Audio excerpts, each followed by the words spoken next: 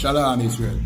Alright, so by now we all have heard, you know what I mean, the new threats from Vladimir Putin, you understand, and he's mobilizing an additional 300,000 troops to enter into Ukraine. And we all know what a corner dog is capable of.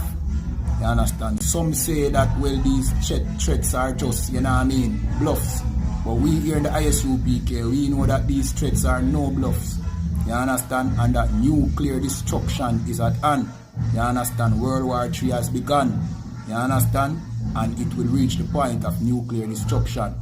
You understand? The Bible prophesies that, you know what I mean, America will be destroyed by nuclear bombs.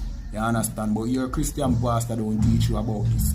You understand? Yeah, man. Alright, so we're going to jump to the book of 2nd Esdras and show you what the Bible says about this coming nuclear destruction.